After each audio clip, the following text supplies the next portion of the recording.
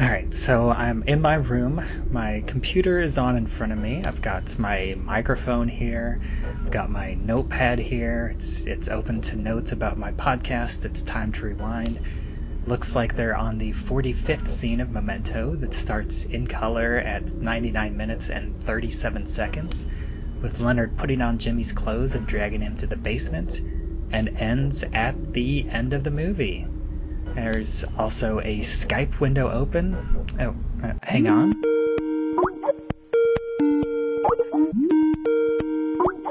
Who is this? Bubbawheat, it's Eric Deutsch, your co-host. After all this time, at the end, I figured you'd finally remember me. I was sure that it would stick, but I guess it didn't. And who is this? Hey, Bubba, it's Leaheey. Come on, you remember me from Rabbit Hole Podcast? I mean, I've been on a bunch of times. You've got to remember me. Yeah, I'm sorry. I just have this condition. I'm pretty sure you know about it, but yeah, this is the last episode of Memento More, as I've been calling it. It's this is certainly a dark way to end this movie, which I guess that's it's how it began as well.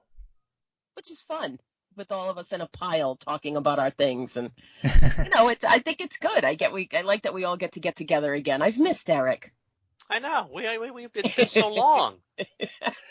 Yeah, I was going to talk about this before we started recording, and I might cut this out, but whenever I was editing the first episode, whenever we were all together, there was a part where we were talking about the Dodd scene, and Lisa mentioned, "Oh, I have to be on for that Dodd scene," and I was like, "Oh yeah, sure, you can come on for the Dodd scene." And then as I was editing, I realized, "Oh, Lisa didn't come on for the Dodd scene." That's all right. I've had so much going on. Chances are it would have been a scheduling nightmare anyway, so that is okay. That is my gift to you, Eric. But yeah, this goes back to the transition into color with Leonard looking at this, and we talked about at the end of the next episode, he's just kind of unthinkingly just putting on Dodd's clothes and transferring his Polaroids from Dodd's pockets to Dodd, from his flannel pockets into his new suit pockets. And he starts dragging Jimmy down to the basement. And like another little commentary tidbit, Christopher Nolan talks about how they had to film this scene so many times that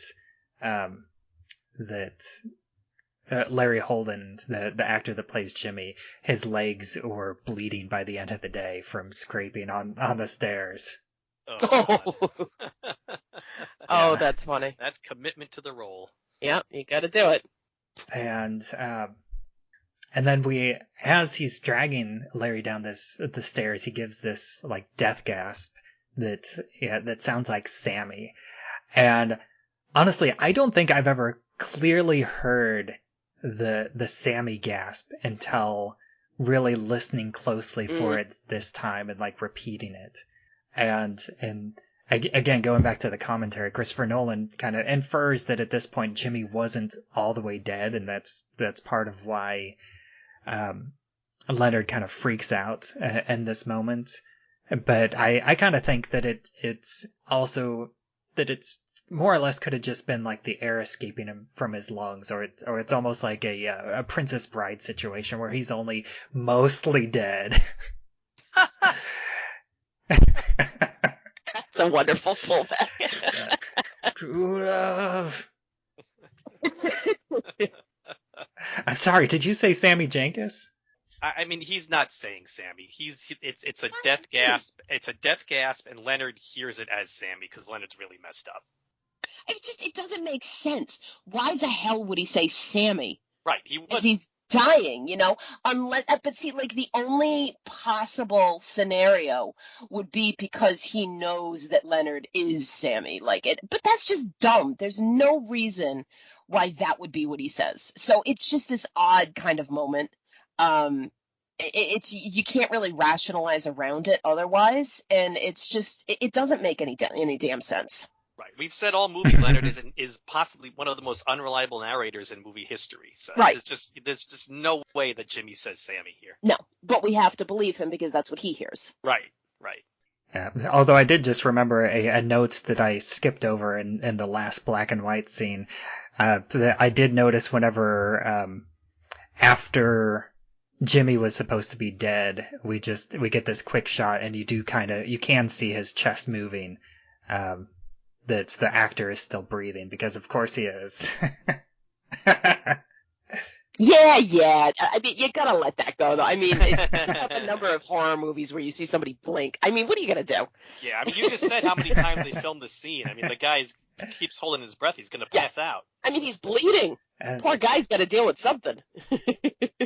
Makes you wonder what the reject scenes are, though, right? Because Nolan is so precise. Like, how badly obvious was it in the other scenes?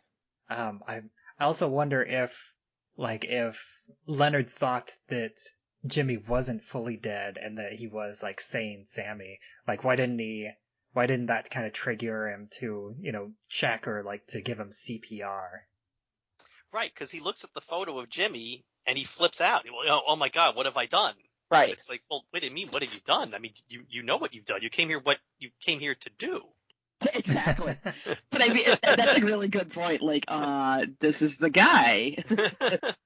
Yeah, I think that he, that just kind of calls into question his own memory, and like even if it wasn't, like we all think it was just this death gasp and not, this air escaping his mouth as he hits the ground, or like right before he hits the ground, that it just kind of calls into question his own memory, and what if this was the wrong guy? And it's like, what did I do? Did I really just kill this guy because of, like, he doesn't even have a note?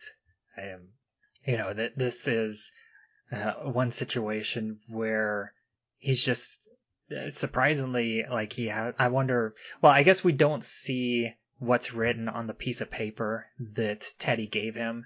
So maybe on that note with the directions to this abandoned place, maybe there's a note there saying that the guy that's meeting him, Jimmy, is his John G, and that's like his reminder that this is the person. Because I think if there wasn't anything written down, that he would have lost it. Yeah, oh, for sure. It all just would have, like, vanished. Like everything else, Mm-hmm. And then we get this great audio cue of the squealing belts that we've associated with Teddy's car in the past. So, Terrible fan belt. Yeah. So the audience knows that this is Teddy arriving before it actually cuts to show that it is Teddy. And of course, Leonard wouldn't know that it was Teddy just yet. But instead we get this moment of him flipping through his Polaroids. And I do want to point out that as he's looking through it, you can see that he has just the 3 Polaroids. He has the photograph of Jimmy's dead body, which another little commentary tidbit is that that's not actually Larry Holden in the photograph. That is a body double. He couldn't stand any longer. Well, they actually took practically all of the Polaroids ahead of time. And then whenever they filmed it, they had to set them up to match the Polaroids that they were using, that they already had prepared. Interesting. Yeah. And so there's the Jimmy's dead body, there's the Teddy Polaroid, and then also the Polaroid of his blue truck that he's currently using, which we don't see anything written on the front of that. So I can only assume that maybe that it says my car or my truck on the back of it. Well, that's got a spot on his big paper map, like that's where it says my car. Yeah, I guess it could be that, and just the fact that it is a picture of a car, that he can just assume that that's his interchangeable. Exactly.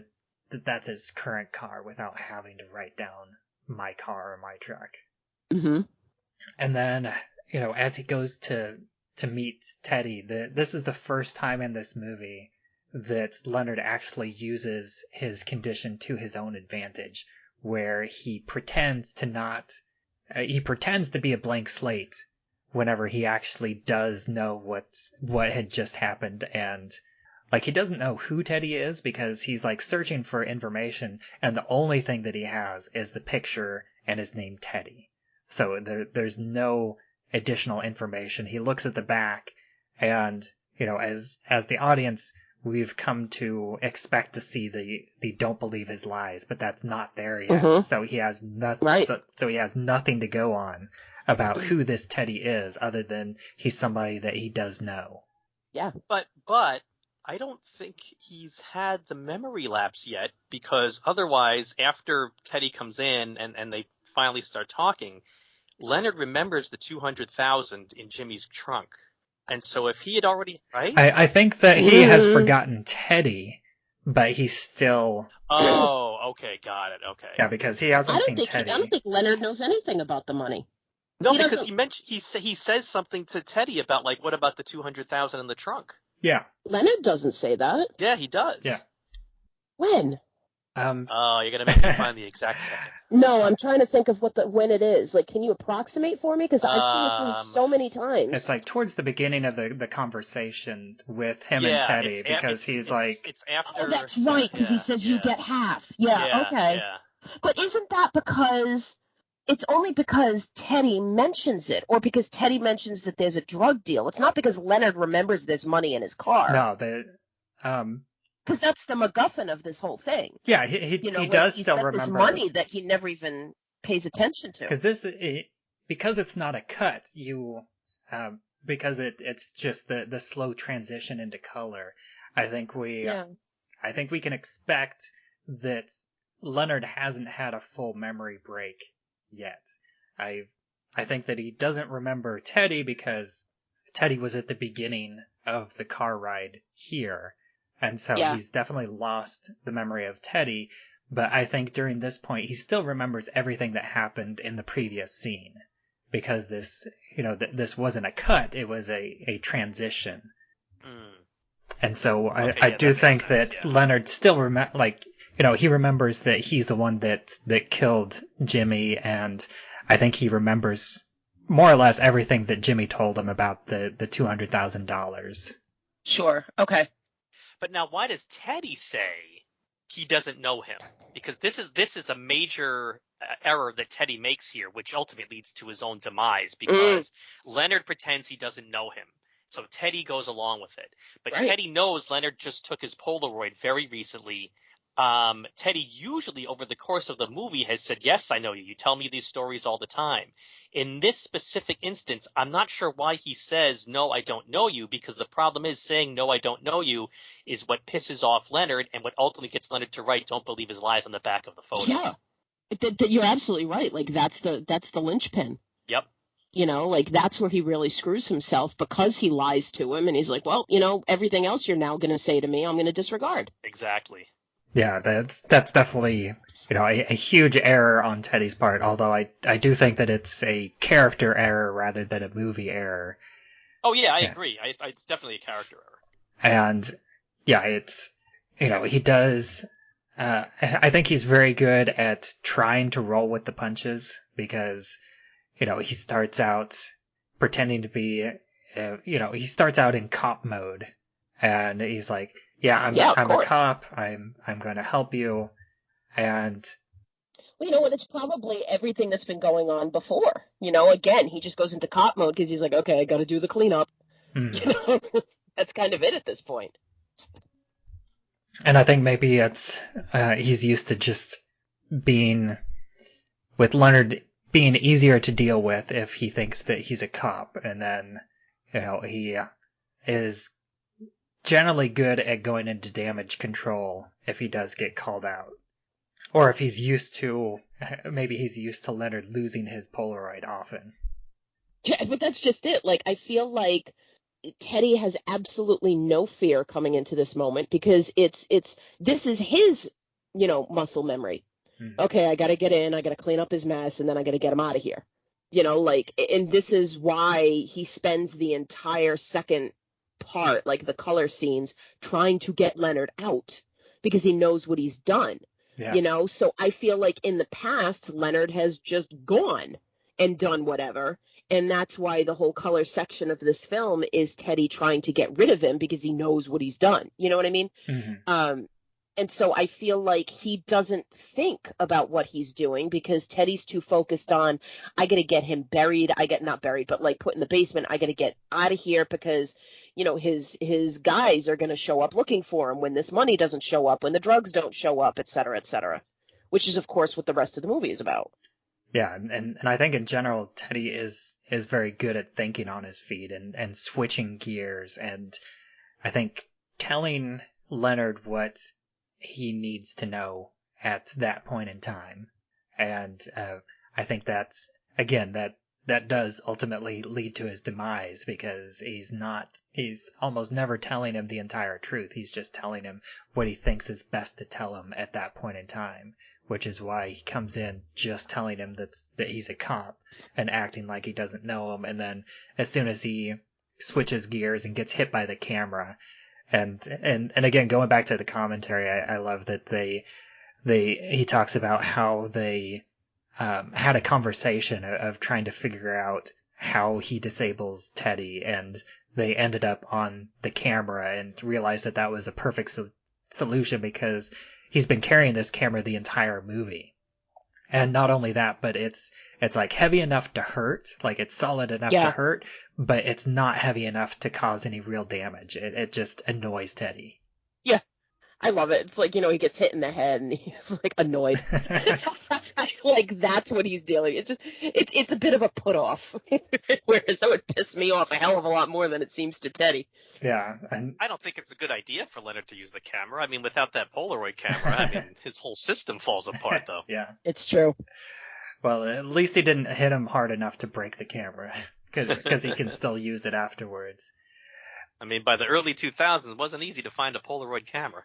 Yeah, and he uses this moment of distraction to grab Teddy's wallet and his gun. And, you know, you don't really think about it because this is a quick moment that, you know, this is where the gun comes from. And again, we get this kind of similar moment where Leonard pulls the gun onto Teddy, but Teddy is completely, you know, nonchalant about it. Like he doesn't expect to get shot, and he doesn't at this point in time. Which is, again, probably why he was more nonchalant about it in the opening scene of the movie. Yep, I remember us talking about that in that episode, that we were just, you know, he was so unconcerned and unscared until the absolute last second. This is why he just went through it 2 days before. Yeah, and then, you know, jumping ahead just a little bit, he says, you know, you're not a killer. That's why you're so good at it. He's so good at it, right? Mm-hmm. And I think that really encapsulates Teddy's undoing, because he doesn't realize that, yes, he is a killer now. You know, Teddy has made him into a killer, and he doesn't realize that it's almost like, and I think I've used this metaphor before, but it's almost like he has this wild animal as a pet, and then he's surprised whenever it turns on him. It's really good. Yeah, that's a great point. Yeah, I have 2 points about this part. One is I alluded to in the last episode about Teddy and being a psychopath. So I feel like in this scene at the end, what we find out is, we talked about earlier in the movie about how Leonard's basically been turned into a serial killer. Mm-hmm. But to me, especially based on when Teddy says, you know, what difference does it make whether he was your guy or not? Teddy is the serial killer, and Leonard is the weapon. Yeah, so he's like Jigsaw. Yes, exactly. He is a psychopath, and he found a weapon to do it for him. So Teddy is the actual serial killer. You keep saying this word psychopath, and I gotta disagree with you on it. I gotta disagree, because a psychopath doesn't have any empathy or emotion, and just like is incapable of feeling those kinds of connections with humanity. I think if Teddy truly were a psychopath, he would just let Leonard go do whatever he wants and get anybody he wants. I think because he's aiming his weapon at very specific kinds of people, that it's kind of like a curse of his. He's more like a Dexter. Yeah, like or the Punisher or something. Yeah, I mean, he says, "I'm the one who has to live with what you've done." You know, so I think psychopath really mislabels him, because he does. I mean, you've got to figure the guy drinks heavily or something, because he's got to. There's no way he's sleeping, because one, he's got all these deaths on his head. Secondly, he's got this dude who, anytime he's out of his sight, God knows what he's doing, or who he's killing, or who he's tracking, or what picture he's taken, you know, and like that's what makes the end or the beginning of this movie really so significant, because now who's going to watch Leonard? You know, like now he could go after some dude who, you know, has a job, has never gotten as much as a parking ticket. I concede the point. Teddy is not a psychopath. And then I do understand where the word's coming from. Yeah. And the other thing I wanted to say is, much like there was a Princess Bride reference previously, I want to pull in another comedy here. You're not a killer, that's why you're so good at it. I immediately thought of the scene in the first Naked Gun movie when Ricardo Montalban says, you know, who do you think's the perfect assassin? Someone that doesn't even know they're an assassin. Then his old secretary, the old woman, comes in and he makes her shoot a blank gun. It's been so long since I've seen that movie, and I think I ended up watching it 200 times when I was in high school, because I was friends with guys who were obsessed with it. Yeah, such a great movie. Although I think I prefer Police Squad over the Naked Gun movies. And going back to the empathy, you know, through this whole, you know, we get a lot of information. You know, this is a long scene. You know, this is the longest scene in the movie. I'm fairly certain. Even breaking up this final scene into two scenes, I think that the final color portion is the longest scene in the movie. And we get this long conversation between Teddy and Leonard, as you know, Teddy goes on with basically the exposition dump. That's, you know, it's him kind of explaining the reality of the situation to Leonard.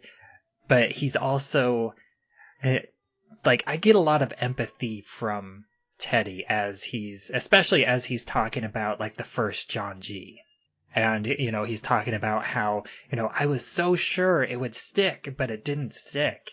And just like that moment, and how he's talking about, you know, I was the one that believed you. I was assigned to the original case. That I really feel like I know that Teddy is definitely a con man, and I know con men are very good at giving like false emotions, but I really feel this sense of friendship and this true feeling of empathy. Like, do you think that this is, you know, true empathy coming from Teddy, or do you think that this is all part of the con? I think it started out in the beginning that it was, you know, he sort of at the very start, he did it out of the goodness of his own heart. You know, look how happy you are, he says in the photo, that he believed him. He didn't like maybe that his fellow police officers didn't. And so he said, I'm going to help this guy out. This guy's getting a raw deal. Totally. The problem is that I think over the year plus since that's happened, I don't think that exists anymore. And here's the reason why. He's talking about, when he says you killed John G. more than a year ago, he says, you know, the guy that cracked your skull and fucked your wife. Yeah. Now that is an incredibly horrible way to say your wife was raped. Okay. So that is an unempathetic thing to say to this guy, especially in this heated moment. And I don't think he would have phrased it that way a year ago. And I think over the course of the year, I think he's just kind of gotten a bit worn down, and now he's not a friend anymore. Now he's just this tool that he uses. I think you're right. I think that's spot on. Yeah, because, you know, he kind of, you know, flip-flops back and forth between these moments of empathy and also these moments of just almost exhaustion.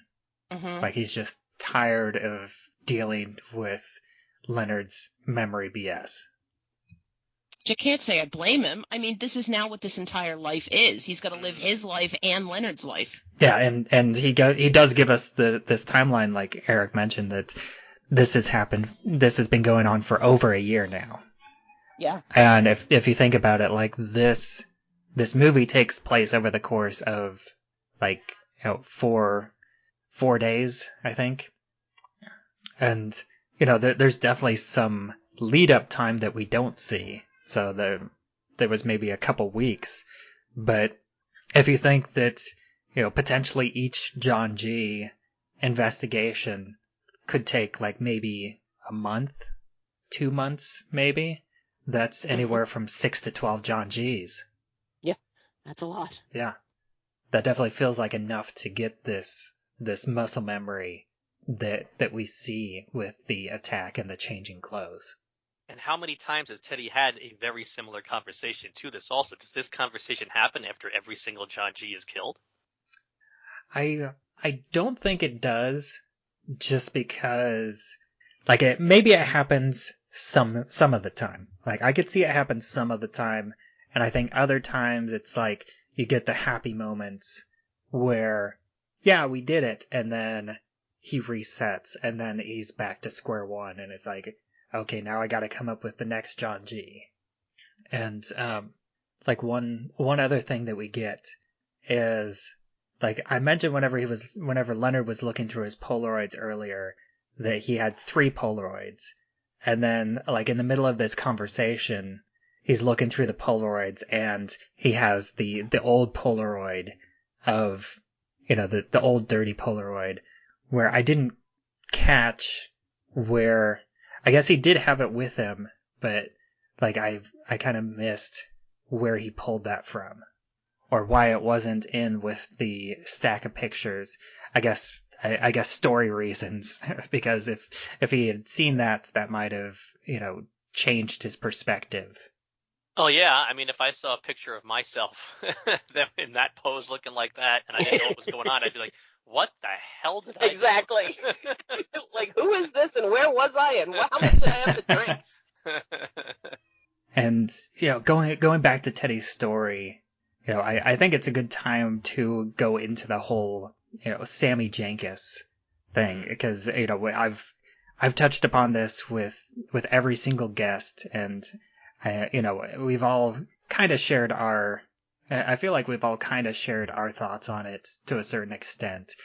But here Teddy flat out says that the original Sammy Jenkins was a con man. He was faking his condition, and he didn't even have a wife.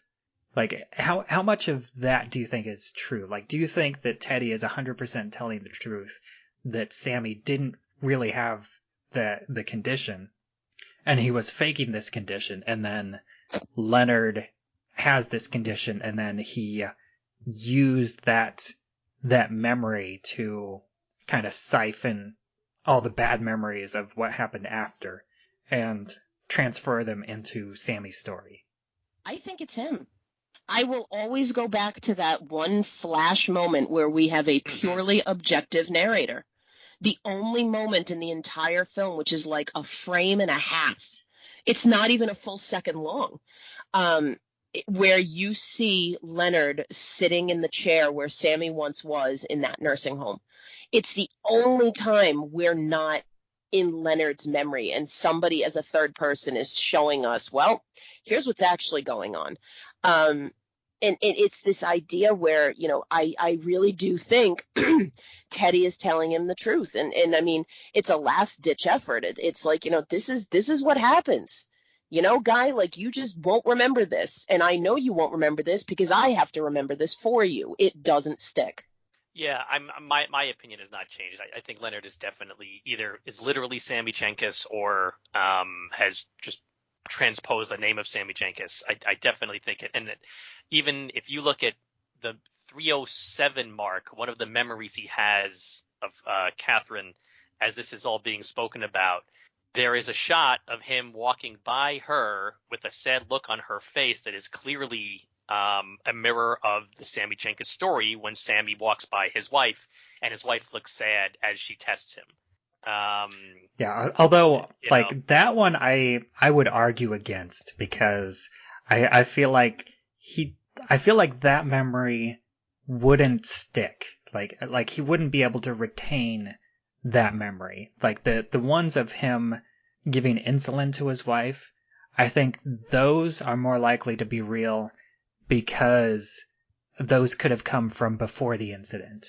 But I do have a question about that memory flash as being potentially manufactured or being false, because it would be something that would have just happened. Well, maybe it potentially could have happened enough that some of it kind of stuck, but he also, I don't think that he would have noticed it enough or kept it in mind in order to get that, in order to get the repetition for it to stick.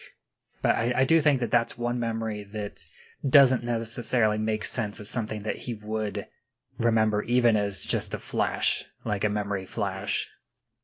But I think all the other stuff does make sense, and I had forgotten that that Teddy does mention that Sammy was a complete con man, and his story was very different from the story that Leonard tells. That he's attached all this additional baggage, basically attached his entire own baggage, and I think in a way, to me that does make sense because this type of memory loss is something that's rare, and I think that it would make more sense that he came across some guy that was pretending to have this condition, and then he investigated it and found out that he didn't really have it.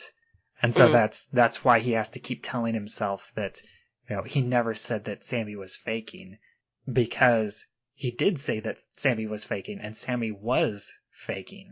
I right. Like that, and the reason that he keeps repeating that as a refrain throughout this movie, he says that so many different times, because it's that repetition that he needs in order to lock that into his memory. Exactly. The more you repeat something, the more that becomes your own truth. Mm-hmm. Plus, if Sammy was faking, does he have to admit to himself that potentially he is faking? Right. Yeah. I think the other thing that I really like about this conversation is, again, whenever Teddy gets to the point where he's talking about the original John G. and how he was saying that he was so sure that he would remember, I feel like that's also kind of this treatise on revenge in general. How someone has something bad to happen to them, and they are yearning for revenge, and then they finally get the revenge, but it doesn't actually change the original hurt. And not only that, it changes the person who enacts that revenge. And it makes them, it kind of hurts them more than it hurts the person that they enacted the revenge on. Right. I mean, the pain, the original pain you're trying to escape never goes away. Mm-hmm. This idea that, I'll be able to fix it by doing this and getting my revenge. No, now you've got two deaths you have to worry about. Two horrible things that have happened in your life that now are going to be sitting in your brain. Yeah.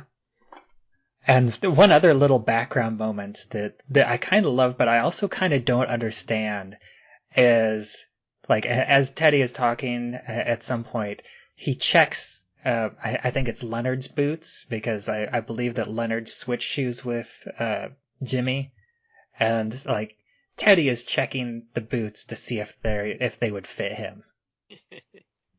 So good. He's with the littering and free boots. He's such a lowlife, And another thing that I haven't really given a ton of thought about is this scene also kind of shows, I think we talked about it a little bit already, of where Teddy's plan falls apart. And I do think that the original guy was a John G, because a lot of his tattoos and facts have been changed and adjusted based on what the current John G is, and the list of facts keeps getting longer. But because Teddy is a John G, I don't think that he ever would have used that as a fact, in case it ever did come back around to him.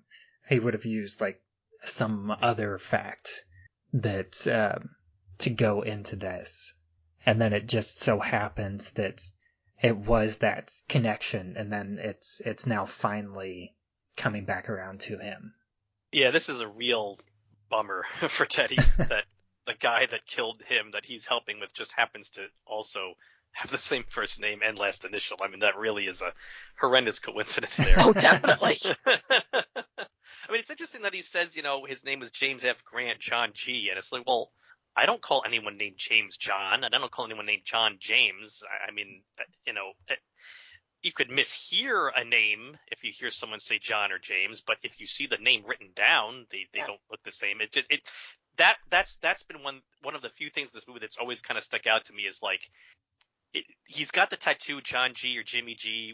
James Grant is a Jimmy G, but just to me, if the original guy was a John G, it would have stayed John. It would have stayed John G. And the only way to me it could have become potential to be a James or a Jimmy G is if Teddy maybe was like, I got to have some kind of alternate name here because I'm a John G. Yes. Well, I will give you a real life example of something very similar to this. My dad had a friend, and he also worked with him for a long time, and his name was John Cash, and because of and they were, I think, both fans of my dad especially was a fan of the singer Johnny Cash. Mm-hmm. And so my dad always referred to him as Jim. I always knew him as Jim, and it wasn't until I was a teenager that I realized that I found out that his name was actually John rather than Jim, because my dad always referred to him as Jim. Interesting. It certainly could be a thing. I wouldn't be surprised if that was just because he was kind of distancing himself from being called Johnny Cash. So there is definitely a real life example of I mean, it's not James, but Jim is typically short for James. Right. And then the last part, well, I guess the second to last part of this scene, we get Leonard throwing Teddy's keys into the weeds, and Teddy is just kind of half-heartedly looking for them as he's kind of complaining to Leonard, and Leonard goes through with this.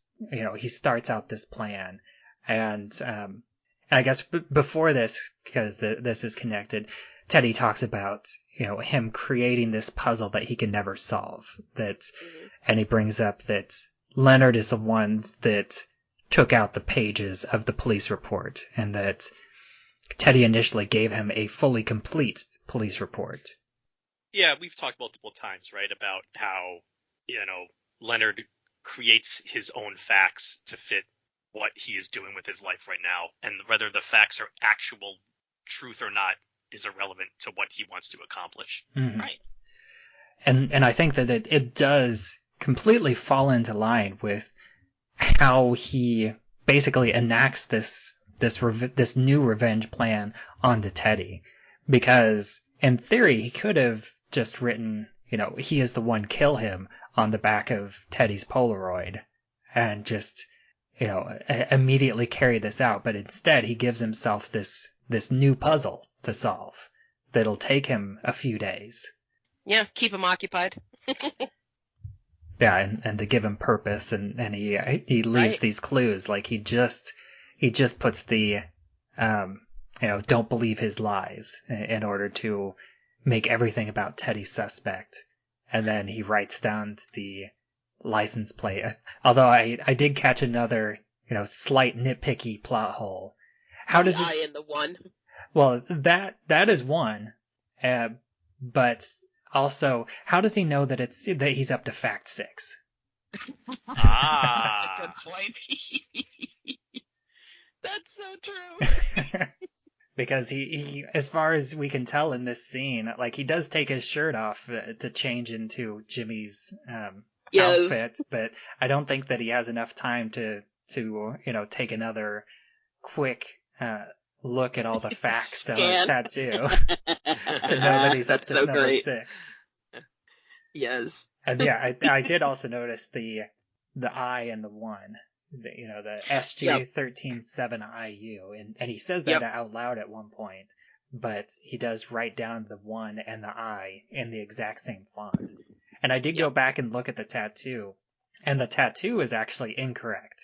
The tattoo writes 71U. Right. And it does differentiate, and which that makes sense if you're looking at what he wrote. And I guess it makes sense that, like, if you were doing like a license plate search, I wouldn't be surprised if they do have like whenever another guy now. Well, I don't know. I doubt that there's a SG1. Well, I doubt that there's a license plate that's SG1371U. You do? Yeah, I do. Maybe in another state. Yeah, maybe in another state. But, because I think he doesn't have the state of the plate written down. Right. There could be 50 license plates with that license plate number. Yeah. Something similar. Got to keep it going. It is a California plate, and they are in California, so that would definitely be the first one that you would check. Yeah, Right. But it could be an out of state. His travels could bring him to Arizona or Nevada or Oregon, and then what's he going to do? Yeah, definitely true. But also kind of getting back to my point, I think like whenever Natalie does gives the information, I don't know for sure, but I would imagine that, like whenever they do license plate searches, like if you search for a 1 or an I, those are interchangeable, and in their system they search for both. Yeah, probably. Hmm. Because people are going to write it down differently, and it's going to get mistaken. A 0 and an O. Absolutely. Yeah, and a B's and 8s. Yep. I think that they That's a good probably point. take that into account, and so even though it's it was given to Natalie as both 1s whenever she gave it to the person, to her contact to get the license plate information, that it's very conceivable that they easily came up with they easily corrected it. I do believe you are correct, sir. So he takes the bullets out of the gun. We now finally see why there are bullets on the front car seat here, and he does it probably because, quote unquote, I'm not a killer. Mm-hmm. However, he then says, do I lie to myself to be happy? In your case, yes, I will. He is allowing himself to become a killer. He's contradicting himself because he has to know that by doing what he's doing right now, a very likely conclusion is that he will kill Teddy. Yeah.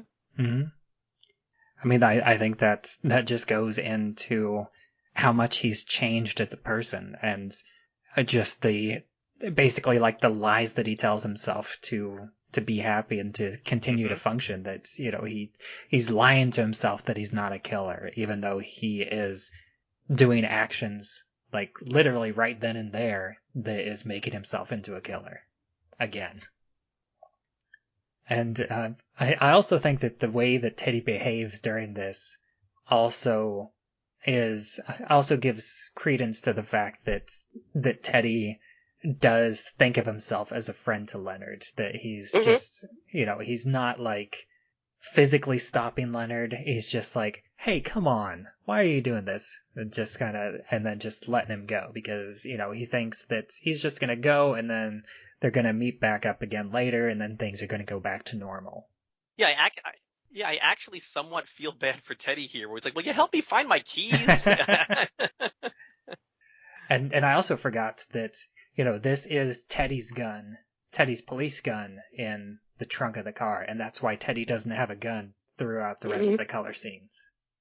Teddy also sees that cash in the trunk, and he's like, oh, there it is. Yep.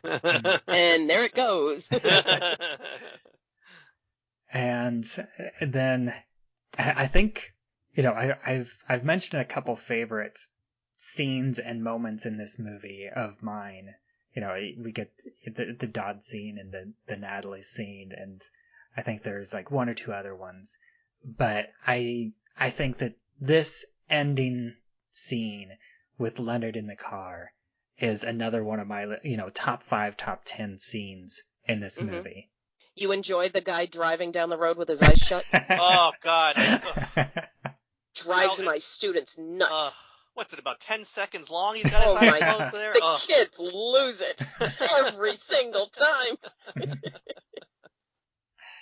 Yeah, there's definitely that, but just the tone and, what Leonard is talking about through this scene. I just love it. Like his talking about memory and just how this ties into the rest of the movie and everything that it encompasses, and even like the potentially false, potentially real memory of him lying in bed with his wife and the "I've done it" tattooed on that blank spot on the chest. Yes. Which I think that is a false memory. So not only is it false, but I watched it a bunch of times, and I don't know if my eyes are playing tricks on me after talking about this movie for a million hours or not. But at the last second before that shot ends, does that tattoo fade away? I don't think so. Okay. So then I'm just going nuts. Okay. Yeah. I've never seen such. I doubt it. No, it just, it scrolls up. Like the camera scrolls up and so it goes out of frame. Okay. That's how it ends. And it is, like, it gets a little bit blurry just because of how the focus is, I think. Mm-hmm. So maybe that's what you're seeing. Okay. As it slightly goes out of focus. God, that would create a whole other wrinkle. We'd have to do a whole new podcast. We'd have to re-record the whole thing. But I do think that is a created memory. That's it's not a memory, it's a fantasy of his. Sure, he's telling his wife, look, I avenged you. I did it. Yeah. I don't think it fits into this narrative, even like over the past year, for him to have gotten that tattoo and then gotten it like laser removed. Which it just seems so weird. Like, who's got the money for that? You have to do that more than one time. Yeah.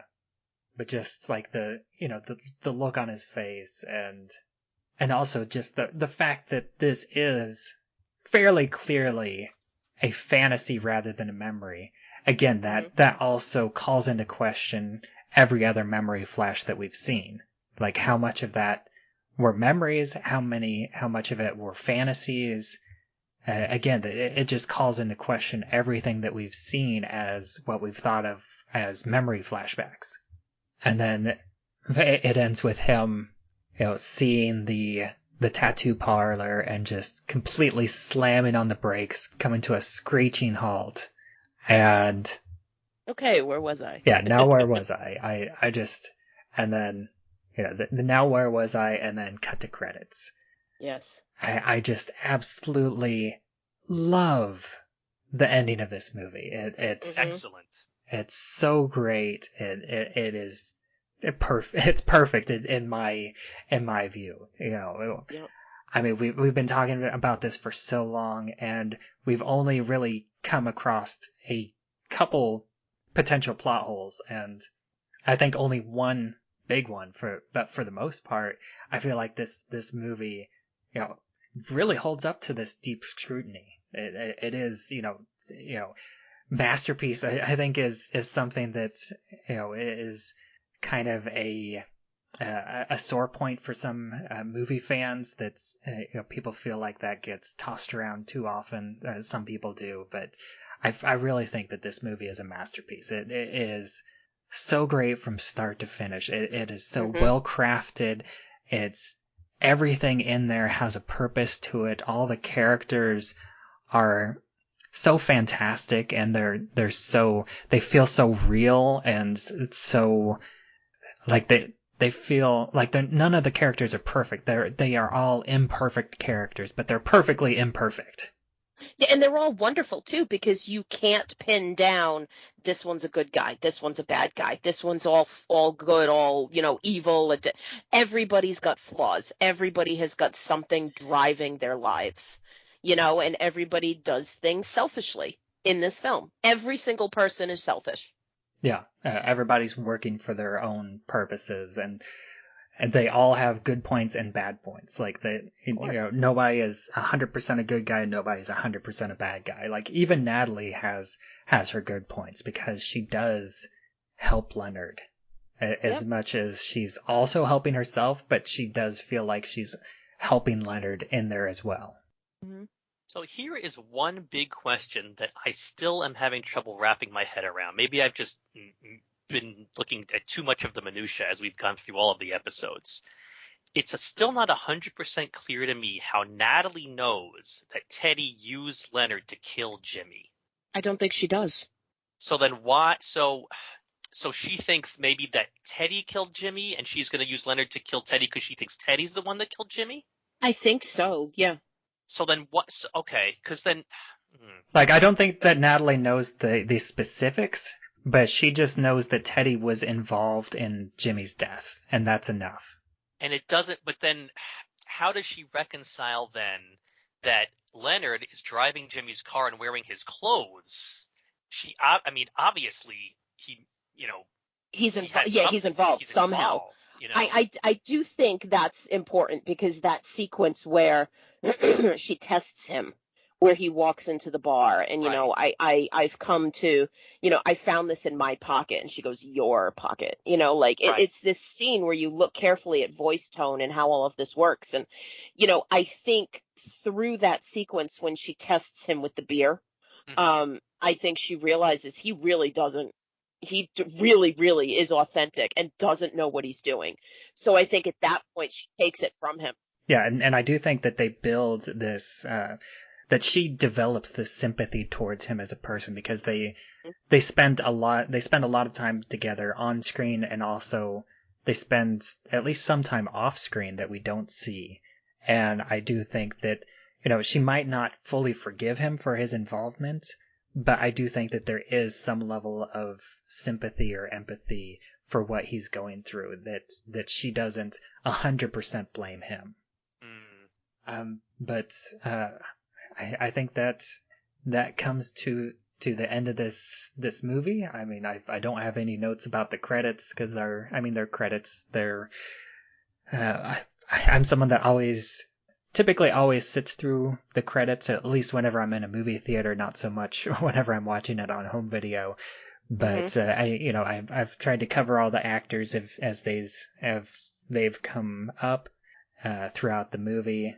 But this is the end of the movie. I mean, so do either of you have any more thoughts about the movie as a whole, or any other scenes that were in that you weren't part of, in the black and white or the colored portion? Well, this is Lisa's chance to talk about, who's chasing me. Oh, my God. So what am I doing? Oh, my God. It's just the greatest scene. There's so much about this movie that I just adore. And, I mean, I've been teaching 23 years. I've been teaching this movie for close to 20 of those years. And it's usually twice a year. And it's just to watch a film and study it in that much detail for that many years on end, you have to love it. It has to be, absolutely one of your top favorites, because it's just such a delight for me to show it to students who have never seen it before. Some of them have never heard of it, which really breaks my heart. But just to get to have the joy of being the person who shares this movie with someone else. It just means such a massive part of who I am, and it just means so much to me. And it's so well put together as somebody who loves stories the way I do, and I love an unreliable narrator, and I love an atypical story structure. And this movie really is one of the greatest examples of that there ever was. And I think it's just, you can't top this kind of perfection. And it shows the mark of the brilliance of the director, of the story structure, of the acting. I mean, this is lightning in a bottle. And I really think there's so much humanity to this film. I think there's so much intrigue to it. And there's a lot of personal connection where you get the opportunity to think about, well, if I was in this situation, what would I do? And how many different ways? How would I interact with somebody in my life who had this situation? How would I interact with somebody that I met with this condition? Would I, and you can't, again, you think, oh, would I become a villain like Teddy? Well, Teddy's not really a villain. Teddy's stuck between a rock and a hard place like every one of us is. So I think there's so many wonderful layers to it. It really is, like you said, Bubbawheat. It's this masterpiece. It's so well done, and there are just movies like that need to be treasured. That's my spiel. Yeah, I mean, I like any good movie fan who has OCD, I have an Excel sheet where I keep track of every movie I've ever seen with all kinds of various top 10 lists and various things. And I mean, this movie's a top 100 overall for me. It's a top 10 in what I call suspense thriller. And then what I really love though, and as people who've listened to my previous appearances on your other shows, is I love what I call the mind F type of thing a lot. And this is a top 10 mind F movie of all time. I don't see it ever leaving that top 10 list in my mind. It's almost, perfect movie. I think I said in the very first episode, it's my second favorite Nolan movie after Interstellar. You hear a lot in the movies by minute community. Some people will do the movie, and by the end of the podcast, they're sort of like, they've kind of grown weary of the movie. They've grown tired of it, and they're like, I'm kind of done with it, and it ruined the movie for them. That has not been the case with this movie at all. If anything, I think I love the movie more now than before we started the podcast. Yeah, I've been lucky that in every project that I've picked so far for this podcast, I've come away loving the movie or TV episode even more after I've finished. And it's, I hopefully, that it doesn't happen. I mean, the next project, I'm curious what route that will take, because I'm, I will share it here in just a few minutes, but that one, big announcement. All right.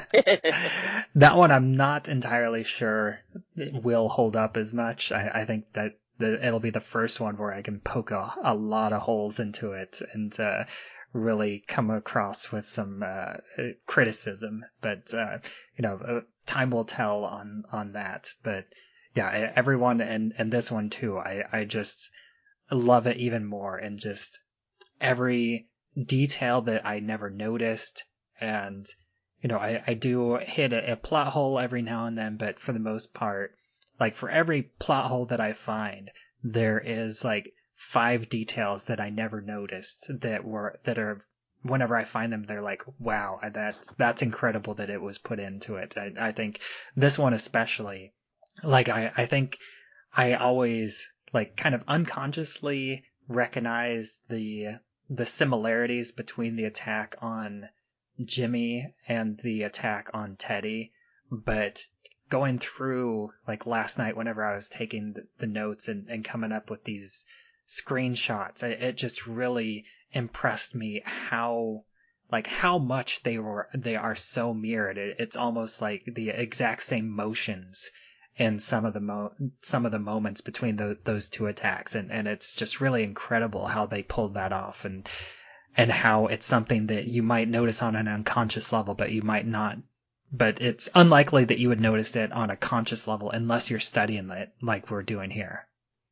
Yeah, I agree with you on that. Like, this is just, it's the precision, and this is real. This is the movie that put Nolan on the map. It's just, this is the one that really shows you this is a guy who's got an eye for detail, who's got an eye for planning. And like I said previously, he's really thinking about the moviegoer and the viewer's experience, in addition to, I'm telling this story about these characters. And I mean, it's not to say that other filmmakers don't think that way, but I think there are particular directors who do it to such a level where every single film is this brilliant, incredible experience time after time after time, where they know how to deliver what they intend. if that makes sense. Like they know how they want the viewer to feel, and they can do it every time with this perfect precision. Yeah. There are two quick things from the credits I did want to point out. Okay. Before you wrap up. One is I thought that the David Bowie song that plays over the end credits is an excellent song for this, because there's the lyric "I've danced with you too long" in it, and I mean, if that doesn't encapsulate this movie, Teddy probably feels he's been dancing with Leonard too long. Leonard's definitely been dancing with his all the fake John G's for too long. It's a great song choice for that. And the only thing from the actual credits that I picked up that I was curious about was in the special thanks, they thanked the American Lung Association. Huh. And I just wasn't really sure why.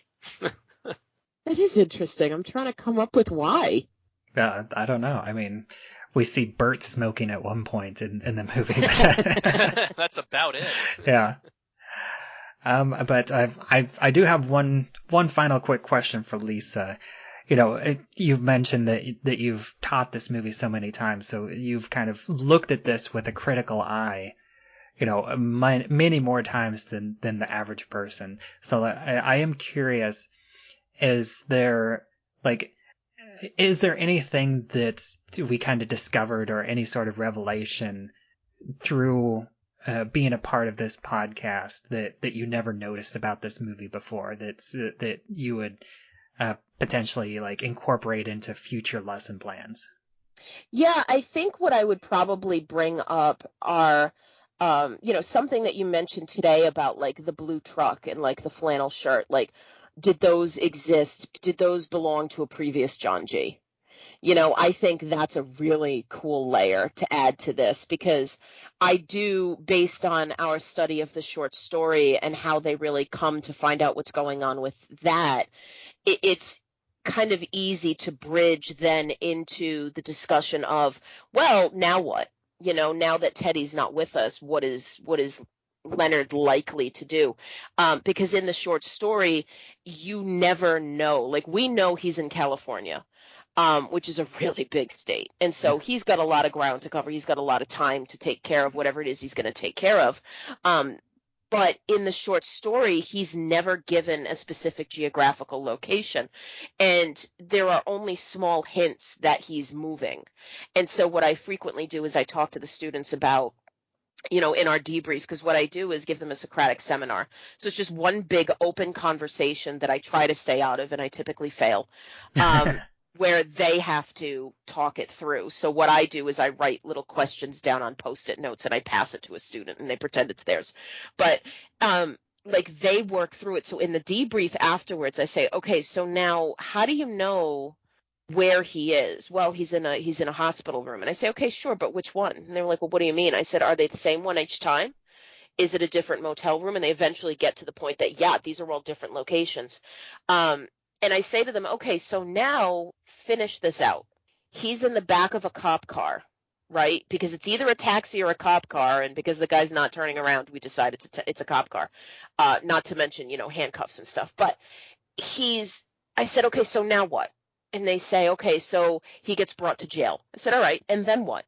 Well, he gets arraigned, right? He's going to go in front of a judge for having murdered this guy, because in the end of the story, there's a guy that's been killed who's lying essentially in the gutter in the street. And Earl is his name, not Leonard. And he looks down at the guy and he's just kind of like, gee, what happened here? And, I said, so he's going to be arraigned for this death. And I said, okay, then what?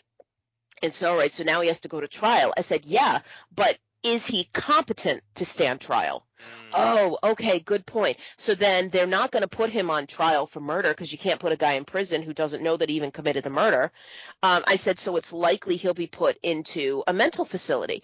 Okay, so now he's in this mental facility and he's in this room. And what happens in the room is he kind of wakes up because his alarm goes off every, 10 minutes because he keeps hitting the snooze button. He never actually turns it off. And so I say, you're the guard in charge of watching this guy.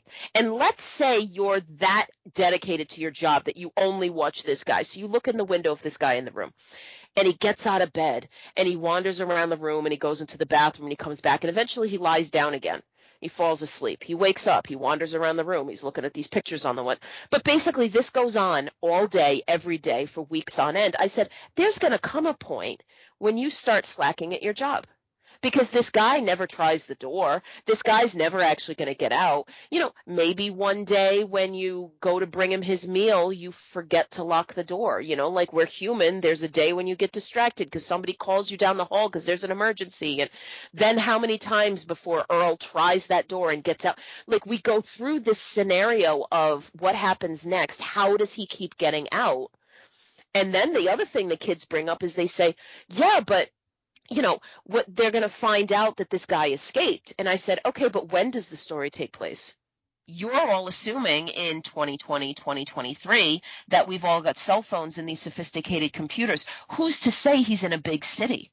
Who's to say he's not somewhere in a small town where they don't have these things? I said, think about in the 70s and 80s when serial killers ran rampant all over the country because various police stations didn't talk to each other. They had no idea that these things were going on, these exact same crimes. So, I dig. I'm probably boring people going on and on, but I'm like, this whole thing just becomes so big when you really think about the possibilities. Cell phones and information is so ubiquitous now. But this movie came out in 2000, 2002. The story would have been written like end of the 90s. Like this was not cell phone age. This was barely internet, like this is not the kind of thing where your average police station is going to have access to FBI searches. And nowadays it wouldn't happen because somebody's going to be found pretty quickly and Leonard's not going to need tattoos and Polaroids. But at the time, it definitely is very, very interesting how all of these things could slip. And so your original question, how would I add to the things that I already complicate in their brains? And this idea that, he steals Jimmy's clothes and his car. And you're right, it didn't occur to me before that, yeah, maybe that blue truck and that flannel shirt were also stolen. Who's to say, again, how many times he's changed his clothes each time? Yeah. Well, I'm glad that I've contributed to your future lessons. It's I'm curious for an update if the next time you teach this movie to see if that if you get any interesting feedback from the students the next time. Yeah, I'll definitely let you know. I'll keep you guys updated. All right, and so yeah, I think that wraps up this season. It's we've done it. We did it. I'm gonna get the tattoo on my chest. Yes! But once again, I'd like to thank you both for joining me on this entire season. And, I'm going to give you a chance. I know you both have other projects, to let you promote your other past and present and potentially future work that, where everybody else can listen to you online. And, Eric, I will start with you. Why don't you go ahead and take a moment and let everybody know your other projects and where they can find those. Sure. So I previously had done 2 Movies by Minute podcasts. I did Flash Gordon Minute and I did Escape from New York Minute. And those are both on any of the podcatchers that you might use. Nice and bingeable. Lots of fun, especially the Flash Gordon one because it's just such an insane movie, and we talk about it in the exact goofiness, lovingness that you would expect from that kind of movie. So check those 2 shows out if you like those movies and if you like me. Yeah. And Lisa? So you can catch me on the Rabbit Hole Podcasts Network. I am co-host of a show called Between the Scares, and as you've heard, we talk about every film that Jason Blum or Blumhouse Productions has put out into the world. That started in a very rocky way because you think of Blumhouse and you think horror movies. Well, guess what? He didn't start there. He started with some really bad romantic comedies, and heaven help us all. So if you want to hear me whine and complain through some bad movies, go to the beginning of that season. beginning of that show, and hear some of those. I'm also on a podcast called The Siblist, Siblist, with my brother Mark. It's been in a long hiatus as my brother was adjusting jobs and schedules and things have been clunky. We are coming back, so keep an ear out for that. But if you've never heard the show before, we do have a good chunk of episodes sitting and waiting for your attention. So take a look at that because we have fun times with movie lists. We have I have a big poster called the fill-in filmography. Words are hard today, forgive me. The fill-in filmography, and we randomize our movie choices. But at the same time, we each also have developed what we call our list of doom. And they're movies that either Mark or I have really been avoiding for many reasons. Either we don't want to watch the movie, it's a bad movie, or it could be a really, really great movie that we've just been trying not to watch for whatever reason. I'll give you a good example. Schindler's List was on my list of doom because as brilliant as it is, I just could not ever get myself to sit down and watch a movie that was going to destroy me. I will say I have remedied that problem. That did come up one day, and I have now seen Schindler's List. But I'm also a co-host on a show called Whatever with Jason Soto. And, we do some fun things over there. I've got a book club podcast we just started called Pictures and Conversations. So, I don't know, I keep myself busy. And every now and then I show up on other people's podcasts, like on Bubbawheat or on the Lambcast. So, hopefully I haven't spread myself so thin that everybody's annoyed by me and doesn't want to listen to me anymore. But, I do what I do, and I have a lot of fun with it. This is who I am. I'm an English teacher. I love stories. I love books. I love film. I love TV. I love the whole thing. So any chance I get to chat with friends about it is a good day for me. Yeah, it's always a lot of fun talking with you, and this season has been a lot of fun with both of you and all the great guests, and thanks to all the guests that we've had on this entire season. And then as far as the future projects, I do have two that I am coming out with. The one project which is not the one that I was talking about earlier. It's Fight Club Minute. It's going to be on its own feed. I'm doing that with Lance Stanford. He is also known as the Night Nerd. He has his own podcast. We are going to be doing that together. Nice. We're going to be releasing 3 minutes. It's going to be a traditional movies by minute. So each episode is going to cover 1 minute of the movie. And we are going to be doing 3 episodes a week, Monday, Wednesday, and Friday. That should be coming out, I would imagine, shortly after, or potentially even shortly before this comes out. I think I might schedule it to shortly after this comes out is when it'll start. I may include the teaser episode, like the introductory episode on this feed. But the main episodes will come out on its own feed.